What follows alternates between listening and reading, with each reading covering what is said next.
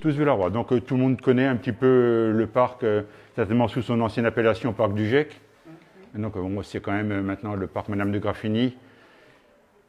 Donc ça fait quand même depuis 2004 que le parc a été renommé. Donc ce n'est plus le parc du Gec, maintenant c'est le parc Madame de Graffigny. Donc je vous parlerai de qui est Madame de Graffigny après.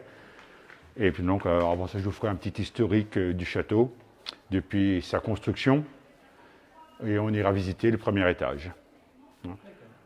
On avait demandé à pouvoir visiter aussi les combles, parce que les combles, il y a une superbe charpente. Malheureusement, non, on n'a pas eu l'autorisation de visiter les combles. Donc on se contentera du premier étage. Alors le premier étage, je vous demanderai simplement de faire un petit peu attention parce qu'il n'a pas été rénové. Donc c'est aussi l'objet un petit peu de cette visite, c'est de sensibiliser les personnes sur la rénovation du château. Je t'en prie. Voilà, merci. Donc rénovation du château. Le rez-de-chaussée a déjà été rénové ainsi que la galerie en dessous. Et donc l'ambition de la municipalité, c'est prochainement de rénover le premier étage pour en faire des logements pour des chercheurs. Vous verrez, le premier étage est dans un état assez lamentable. Bon, les planchers sont encore solides, hein, je vous rassure, on ne risque pas de passer au travers. Mais vous ferez un petit peu attention à tout ce qui traîne un peu à gauche et à droite. Alors, est-ce que les personnes arrivent encore ? Bon. S'il n'y a plus personne, donc c'est là nous sommes 9. On va dire 10 avec la demoiselle. D'accord ? Eh bien, c'est bien. Bien, donc là, je vous disais, donc, le château Madame de Graffigny donc, se situe à Villers-lès-Nancy, donc au cœur d'un parc qui fait quand même 6 hectares, et en bordure d'une des plus vieilles rues de Villers-lès-Nancy, celle qui est en dessous du château. Et à l'époque, donc, on l'appelait, c'était la Grand Rue, puisque à Villers, le village, il y avait 4 rues. Il y avait la Grand Rue qui était en dessous, il y avait la rue de Nancy, qui est donc actuellement la rue Albert Ier qui rejoignait Nancy. Vous aviez derrière l'actuelle rue Charles-Oudille qui s'appelait la route de Nancy à Maron, ou de Maron à Nancy, suivant le sens dans lequel on la prenait. Et la 4e rue, c'est la seule qui ait gardé son appellation d'origine, savoir c'est la rue du Haut de la Teille. Voilà. Donc, ce parc, donc, alors l'origine du château en lui-même, eh bien, c'est au XVIe siècle, donc la famille Vidrange, qui est une famille donc d'origine meusienne, achète ici à Villers un certain nombre de bâtiments, les bâtiments qui se trouvent à l'heure actuelle, enfin qui étaient de l'autre côté de la rue, à savoir donc près du château, donc entre le château et l'église, il y avait tout un groupe de maisons qui ont été achetées par cette famille Vidrange, ainsi qu'un groupe de maisons qui se trouvait ici, à l'emplacement du château, et les petites maisons qui existent encore à côté, qui faisaient partie bien sûr du château à cette époque-là. Ce groupe de maisons donc, restera la propriété de la famille Vidrange pendant environ une trentaine d'années, et ensuite très vite c'est revendu donc, à une famille qui s'appelait la famille Gascon, qui l'a gardé aussi un petit bout de temps, jusque dans les années 1590, date à laquelle un dénommé Benjamin Constant, qui avait pour qualité d'être le maître-queux, enfin d'être un des maîtres-queux à la cour du duc de Lorraine, et il était le maître-queux attitré de la duchesse et de ses filles. Moyennant quoi, 2 ans après, en 1592, il obtient l'affranchissement du domaine, à savoir donc il n'était plus assujetti aux diverses taxes qui frappaient toutes les autres habitations de Villers-lès-Nancy. Voilà, donc son fils, le fils de Dominique Constant s'appelait Remond Constant. Alors Remond Constant, c'est peut-être pas un nom qui vous dit quelque chose, mais il faut savoir que si vous allez vous promener dans Nancy, beaucoup d'églises sont décorées, peintes, et ont été décorées et peintes par ce monsieur donc Remond Constant. C'est un nom qu'on peut retrouver assez souvent dans des décorations d'églises sur Nancy. En 1660, donc, la propriété est achetée par la famille Callot, donc de la famille de notre sculpteur, graveur, peintre Jacques Callot, et ça environ 25 ans après le décès donc, de Jacques Callot lui-même. Une de ses filles, en 1685, donc Marguerite Callot, hérite du domaine, mais comme elle est veuve, eh bien, il faut bien qu'elle trouve à se remarier, parce que toute seule, les femmes à l'époque, vous le savez bien, donc, n'avaient aucun droit. Donc le domaine, à sa mort, eh bien, serait revenu au duc de Lorraine. Comme il était hors de question que le duc de Lorraine récupère tout ça, ben, elle s'est mariée avec un monsieur qui s'appelait François-Henri d'Issembourg du Buisson d'Aponcourt. Attendez la meilleure, parce qu'il avait un titre aussi, il était lieutenant de cavalerie, chef de gendarmerie de Saint-Nicolas-de-Port. Voilà. Et le 11 février 1695, donc Madame d'Issembourg du Buisson d'Aponcourt donne naissance à sa fille unique, donc à savoir Françoise. Françoise, d'Issembourg du Buisson d'Aponcourt, hérite du domaine. Et pour pouvoir garder le domaine, ben, il faut aussi qu'elle se marie. Donc elle se marie avec un dénommé François Huguet de Graffigny, et il s'installe à Villers-les-Nancy. Donc Françoise de Graffigny maintenant, donc nous arrivons à notre fameuse Françoise de Graffigny. Elle fait énormément de travaux ici dans le domaine, c'est elle qui a réuni les maisons et qui est à la base de la construction du château lui-même et de son embellissement. Malheureusement pour Françoise de Graffigny, son mari, c'était pas le plus recommandable des maris, il devint vite violent, il buvait beaucoup, et ce qui fait que très vite, Madame de Graffigny, donc Françoise de Graffigny, obtint du duc de Lorraine le droit de se séparer de son mari, chose qui était quand même très rare à l'époque. Elle obtint le droit officiel de se séparer de son mari, lequel est emprisonné peu après pour dettes, duels, etc., etc. Et il meurt en prison quelques années plus tard. Entre-temps, donc, Françoise de Graffigny, eh bien, donc, elle fréquente la cour du duc de Lorraine, et là se révèlent ses talents d'écrivain. Elle séjourna chez Voltaire pendant environ un an, de 1738 à 1739. Alors la légende dit qu'elle a été maîtresse de Voltaire, ce qui a priori était totalement faux, puisque Voltaire lui a mené la vie très dure. Un simple exemple, il faut savoir que pendant l'hiver 38-39, il faisait très froid, et Madame de Graffigny, pour se chauffer, donc, eh bien, il lui fallait bien du bois, et Voltaire lui a facturé chaque bûche qu'elle utilisait pour se chauffer dans son petit château. Donc ils étaient amis, mais c'est surtout au niveau écriture, au niveau roman. Mais ça n'allait pas plus loin. Voilà. Donc Madame de Graffigny, Françoise de Graffigny est connue surtout pour avoir publié en 1749 son livre qui l'a rendu célèbre, à savoir donc les Lettres d'une Périvienne, et elle décède 10 ans après, en 1758. Entre-temps, donc, elle avait revendu le domaine, et en 1734, le domaine est acheté par un dénommé Mathieu, qui était, lui, grand maître des eaux et forêts, et il est mort peu de temps après. Mais ce monsieur Mathieu, donc le nom ne vous dit peut-être rien, mais il faut savoir qu'il avait quand même 16 enfants. À l'époque, les enfants, c'était la richesse d'une famille, parce que c'était les enfants qui s'occupaient des parents, une fois qu'ils n'étaient plus capables de faire autre chose que de manger et dormir. À l'époque, il n'y avait pas encore les EHPAD. Donc, l'héritier du domaine, eh bien, c'est le fils aîné de Nicolas Mathieu. Nicolas Mathieu, qui entre-temps donc, avait été anobli par le duc de Lorraine, et il avait hérité, enfin pas hérité, il avait acquis le titre de conseiller du roi, grand maître enquêteur et réformateur des eaux et forêts des duchés de Lorraine et de Bar. Ça y est.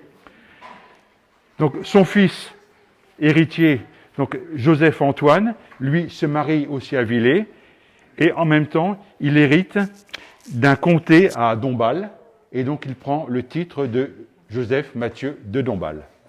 Joseph Mathieu de Dombasle, qui est surtout connu pour avoir inventé, donc, alors, pas la charrue. La charrue existait déjà depuis très longtemps. Parce que la charrue, nos ancêtres, ils avaient déjà la charrue, qui était un simple croc. Lui, ce qu'il a inventé, Mathieu de Dombasle, il a inventé le soc. Le soc, donc, c'est cette pièce de métal courbe qui permet de retourner la terre. Alors qu'auparavant, on se contentait, avec un croc, de faire une petite traînée dans la terre, et puis on continuait, on terminait à la bêche. Lui, avec le soc, ça a permis de retourner la terre à chaque fois. Grosse invention. En même temps, donc, Joseph Antoine Mathieu de Dombasle a agrandi le domaine par des achats de terres successifs. Donc tout le parc qui est derrière moi a été en partie acheté aussi par Joseph Mathieu de Dombasle, et il a participé donc à l'enrichissement du domaine et surtout donc à comment je pourrais vous dire, à l'embellissement du jardin. Toutes les allées que vous avez à l'heure actuelle dans le parc datent de cette époque. Voilà. Beaucoup d'arbres qui sont dans le parc, par exemple le cèdre qui est derrière moi, et pas seulement celui qui est derrière moi, aussi les 2 cèdres qui sont plus hauts. D'autres arbres, séquoia et compagnie, datent aussi de cette époque-là. Ce qui fait qu'on pourrait dire que le cèdre, il a en gros 300-350 ans à peu près. Hein, c'est un âge approximatif, hein. Personne n'était là pour vérifier de quand il date. Voilà. Entre-temps, donc, eh bien, notre brave Mathieu de Dombasle, lui-même, après avoir inventé la charrue, donc, il a bien fallu un jour qu'il décède lui aussi. Et le domaine a été racheté par une dame qui s'appelait Éléonore de Corbin. Alors, Éléonore de Corbin, le nom vous dit peut-être quelque chose, de Corbin, c'était de la famille donc d'Eugène de Corbin qui a fait les magasins réunis à Nancy, mais aussi à Bar-le-Duc. Voilà, donc elle était de la famille. Et donc, Madame de Corbin, pendant les quelques années où elle est restée propriétaire du domaine, a fait énormément de travaux. Par exemple, cet escalier que vous avez derrière vous date de l'époque. L'exèdre qui se trouve à l'avant, alors l'exèdre, c'est cette partie ronde, vous voyez, donc en demi-cercle. Elle date aussi de cette époque-là. Alors, un exèdre, c'est quoi? C'est un lieu, de par sa forme, qui permet les conversations entre personnes. On se mettait en demi-cercle et ça permettait de converser.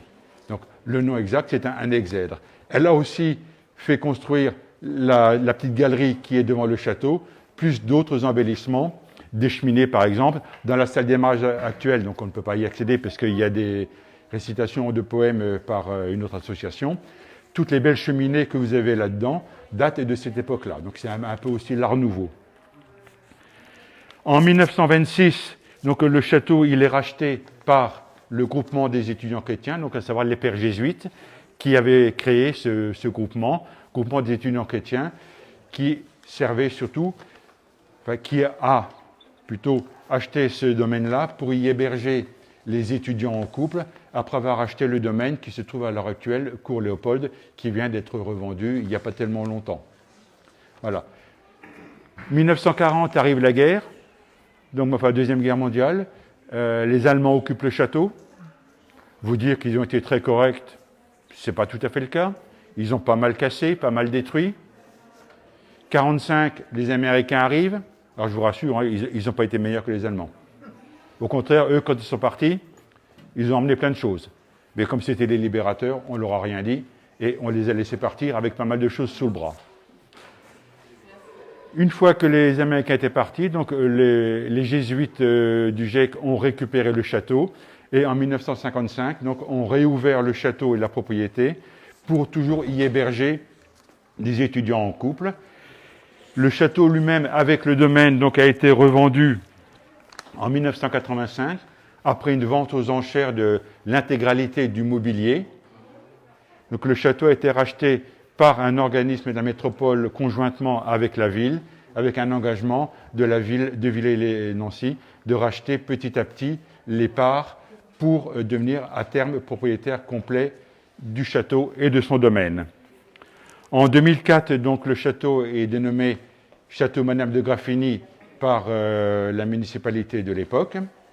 Et quelques années plus tard, en 2006, c'est la galerie en dessous. Galerie en dessous donc, qui à l'origine étaient les cuisines et les caves, qui ont été entièrement aménagées en galerie d'art et d'essai. Donc, et régulièrement, vous avez des manifestations et des expositions qui se tiennent dans la galerie. Et en 2015, donc c'est la salle des mariages à côté, donc, qui a été entièrement rénovée. C'est dommage qu'on ne puisse pas y accéder, mais on verrait donc une superbe cheminée. Et donc tout a été refait. Ils en ont profité aussi pour refaire les autres pièces, mais on ira tout à l'heure. Je vous montrerai. En attendant, on va monter au premier étage. Si vous voulez bien monter, je vais vous suivre. Allez-y, montez.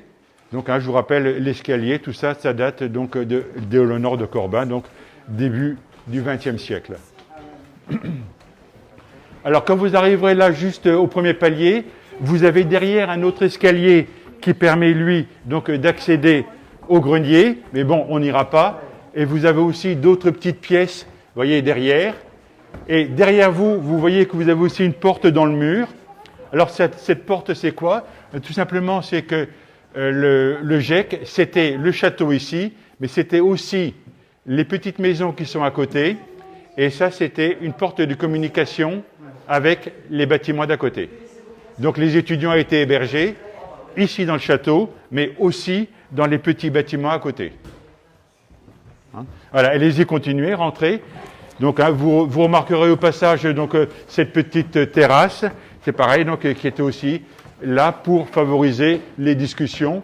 Une verrière, bon, elle a rien d'extraordinaire, mais elle a le grand mérite d'exister, et c'est typique de l'art nouveau, à savoir donc éclairer au maximum, laisser rentrer la lumière.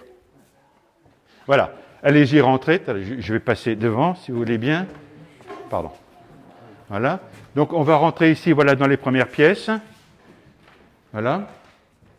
Alors vous voyez les pièces, elles sont toutes dans leur jus. Les anciennes portes, les anciens encadrements sont encore là. Donc tout a été conservé.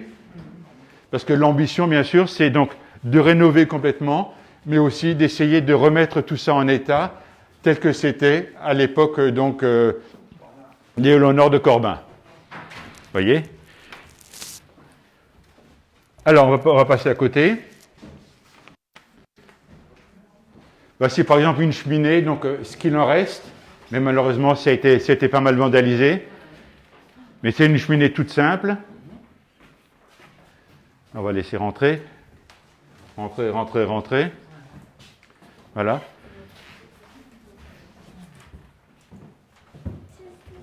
Voilà. Donc une cheminée, on voit ce qu'il en reste. Vous remarquerez aussi que toutes les pièces ont plusieurs portes. Ça, c'est aussi typique donc, de l'art nouveau, à savoir c'est une distribution complète de toutes les pièces. On peut accéder dans toutes les pièces de partout. Donc on va passer à côté, par exemple par la porte là. Voilà, suivez-moi. Vous voyez, toutes des petites pièces.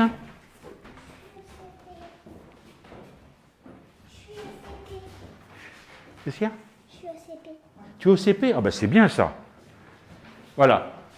Donc rentrez ici dans la pièce. Rentrez, rentrez. Et vous pouvez voir que vous avez encore une autre porte. On aurait pris la porte du fond de la pièce précédente, on serait arrivé dans la même pièce. Hein, puisque tout communique partout. Encore un exemple de cheminée. Vous voyez? Et alors, chose assez extraordinaire pour l'époque, c'est les salles de bain. Vous voyez? Il y avait des salles de bain. Alors, c'était un peu rudimentaire, c'est sûr. Mais vous aviez comme une salle de bain avec, vous voyez, le carrelage. Voilà. Donc, à l'époque, le confort était très rudimentaire, mais ça avait au moins le mérite d'exister. Et donc, on a conservé un peu les carrelages, mais tout est dans un état assez... Il n'y a pas eu d'entretien depuis 85, date à laquelle ça a été revendu, hein, puisque quand les jésuites sont partis, ils ont déjà tout vendu aux enchères, et ils ont même vendu certaines cheminées aux enchères aussi en même temps. Ah bon? Ils voulaient un maximum d'argent. Hein. Voilà. Donc, je vous laisse rentrer un petit peu si vous voulez aller voir la salle de bain-cuisine. Vous pouvez voir aussi que, là, un petit exemple, tout était donc doré. Hein. Si on gratte un petit peu la peinture, vous voyez en dessous, donc, tout était doré. C'était vraiment super chouette, c'était très joli. Ça a été malheureusement aussi pas mal dégradé. Et l'ambition donc de la municipalité, dans le cadre de la réhabilitation de cet étage, est de remettre tout ça en état. Mais autant vous dire qu'il y a du boulot. Il y a beaucoup, beaucoup de travail. Eh bien, c'est le but. Ça a été fait au rez-de-chaussée, ça a été fait en bas donc, pour faire la galerie. Donc, bien sûr, à la galerie, on a supprimé tout ce qui était cuisine, hein, puisqu'on n'en a plus besoin. Mais l'ambition, c'est de rénover complètement. Voilà. Donc, on va continuer par ici, si vous voulez bien me suivre. Voilà. Alors, une autre pièce. Donc, on observe toujours donc, cette enfilade de pièces. Voilà. Entrée, entrée, entrée. Vous voyez. Des armoires donc, dans l'épaisseur des murs. Les murs sont quand même relativement épais. Et on va continuer, ben, allez-y rentrer par là. Par exemple, voilà, voyez. Là, vous avez encore une petite salle de bain cuisine, voyez.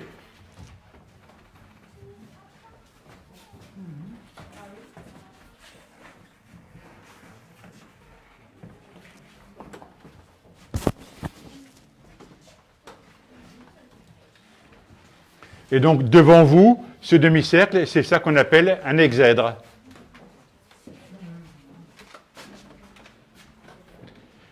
Donc, ben, ressortez par le fond de la pièce et puis venez me rejoindre à la pièce suivante. Là, encore un exemple de cheminée. Toujours pareil, ça a été pas mal vandalisé dans tous les coins.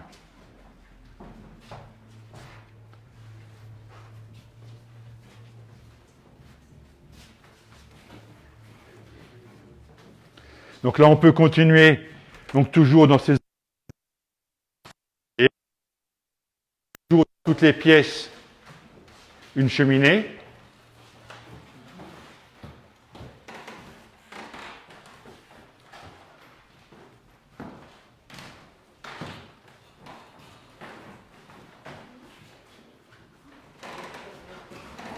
Voilà, oui. Oui. Donc je disais, dans toutes les pièces, on retrouve des cheminées puisque c'était à l'époque le seul moyen de chauffage qu'avaient les habitants pour avoir un peu moins froid en hiver. Alors, ça c'est récent, hein, les radiateurs sont récents, ils ont été démontés, mais c'est récent. Hein. Voilà. Donc à côté, dans le grand placard, a été installée une petite cuisine, puisque, comme je vous rappelle, ça servait donc de logement pour les étudiants en couple. Hein. Bon, moi-même, je suivais la roi depuis pas mal de temps, et dans les années 75, j'étais étudiant moi aussi à Nancy, j'étais pas en couple, mais ça ne m'empêchait pas de venir souvent dans le château ici, rencontrer les copains, les copines, et autant vous dire que le parc du château n'avait pas beaucoup de secrets pour nous. Il y avait bien un gardien, ici dans le château, qui logeait dans le petit bâtiment derrière, qui aujourd'hui est transformé en réfectoire. Ce gardien était très gentil, c'était un ancien militaire. Donc quand on venait, on le savait, on passait avant ça au petit cop qui était en dessous, avenue Général Leclerc. On lui amenait une bouteille de 11 degrés d'écope, il y avait celui avec la petite boule rouge, et 10 minutes après, on était tranquille. Voilà. C'était un moyen comme un autre d'être tranquille, et autant vous dire que les parties de cache-cache, les barbecues sauvages dans le parc, Oui, vous étiez tranquille. Ça marchait bien. Hein. Pendant ce temps-là, ils ronflaient. Mais ils étaient sympas, les étudiants. Ah oui, oui, les étudiants étaient très sympas. Bien sûr. Bien sûr. Voilà, donc on va continuer, viens ma grande. On va avancer. Voilà. Voilà. Waouh, c'est chouette ça. Hein, voilà, ben venez, suivez-moi. Nous allons passer à la pièce suivante puisque la liaison entre les deux pièces a été fermée. Mais vous pouvez rentrer, donc vous verrez toujours, on retrouve toujours cette enfilade de pièces. Hein.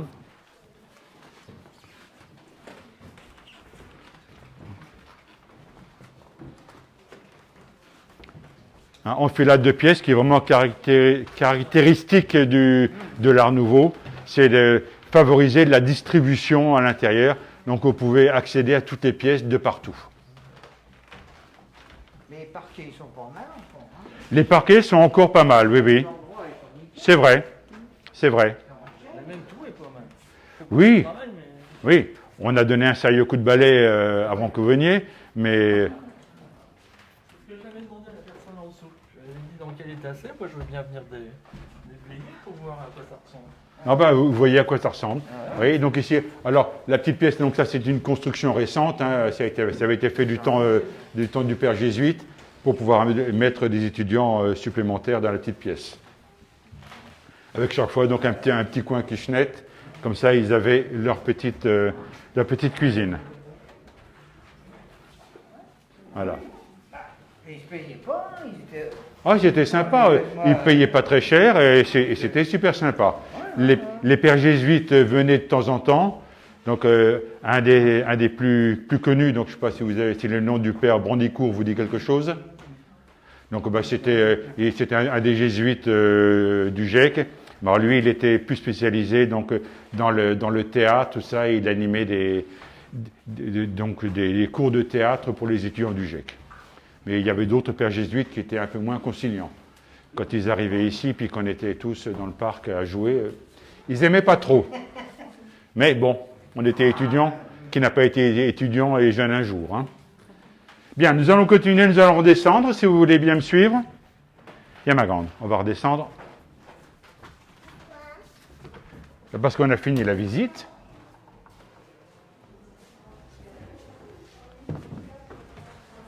Voilà.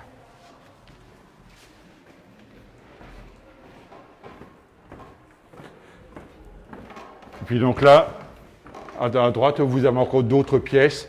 C'est pareil, vous pouvez aller voir si vous voulez, mais il n'y a plus grand-chose à part 4 murs et puis un morceau de plafond. Et encore que le plafond, il est pas mal démonté. Hein. Voilà. Et donc la porte de communication avec les bâtiments d'à côté. Bien, on va redescendre ici maintenant, si vous voulez bien.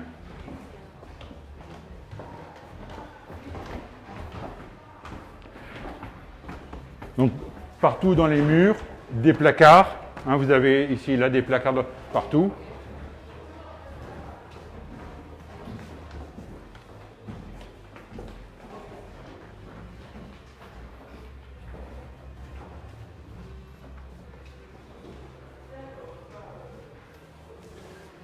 Bon, là, ça n'a rien d'extraordinaire. Ce sont les toilettes qui ont été entièrement refaites il y a 2 ans. Et ici à côté, donc voilà, vous avez les pièces. Donc vous voyez des grandes verrières, des mosaïques, des miroirs. Ici, vous voyez, vous pouvez rentrer, vous pouvez admirer, bon, le parquet a été refait. Vous voyez? Allez-y, rentrez. Vous voyez? Un exemple de ce qu'on peut faire en rénovation, vous pouvez voir.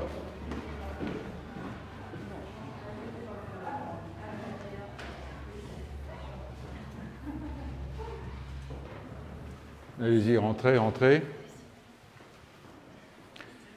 Et donc vous verrez ici au rez-de-chaussée, on observe la même distribution qu'à l'étage, à savoir donc des portes partout. Toutes les pièces communiquent sur plusieurs endroits.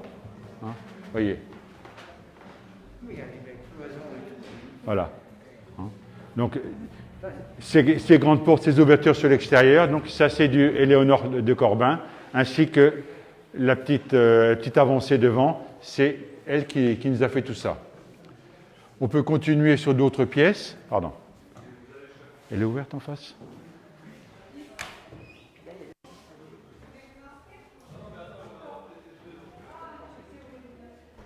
Vous voyez? Une autre pièce qui a aussi été entièrement refaite.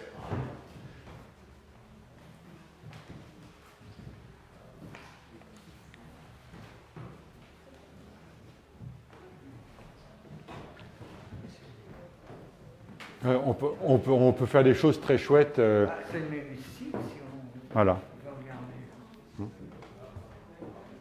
À côté, c'est pareil, donc ça a été transformé en cuisine. Donc là, il n'y a pas grand intérêt à visiter puisque ça a été entièrement carrelé et donc équipé en cuisine. Puisque les week-ends, donc il y a possibilité, quand il y a des mariages, de réserver le château et le traiteur peut occuper la cuisine pour préparer ses repas. Donc ici, je vous rappelle, ça a été entièrement restauré à 2 reprises. On va continuer avec les pièces d'à côté.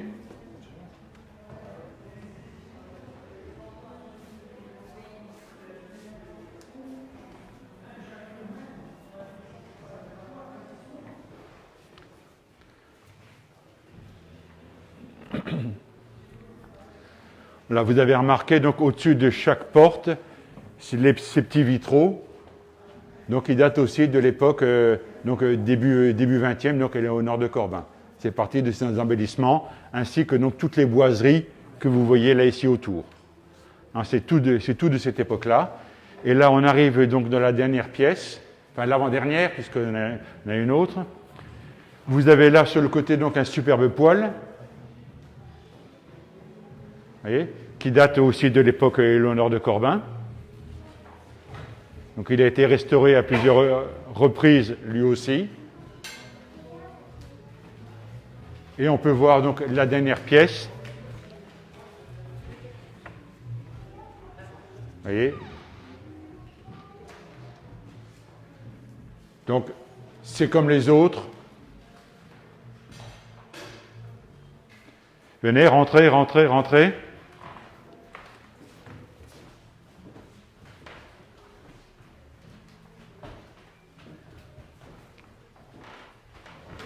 Voilà. Donc, la dernière des pièces, voilà. Avec ici, donc, vous avez ici sur le côté un petit escalier. Ah, voilà. Petit escalier qui permettait donc de sortir, qui permettait surtout aux cuisines de monter les plats.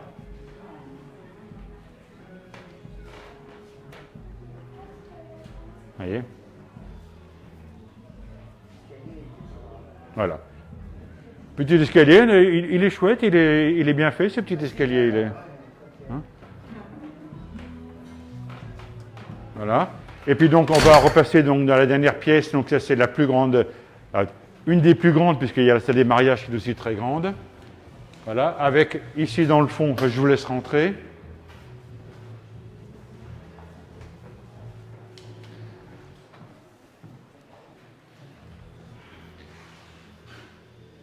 Voilà, donc là vous voyez donc ce fameux demi-cercle dont je vous parlais, donc l'exèdre, hein, donc demi-rond, et on mettait les personnes, vous voyez, comme sont les chaises, et ça permettait de mieux discuter.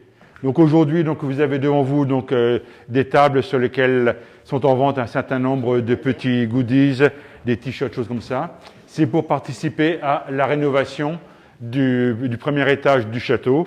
Donc allez-y, regardez tranquillement. Et ensuite, donc, ben, vous irez voir Catherine donc, qui vous dira tout ça. Voilà.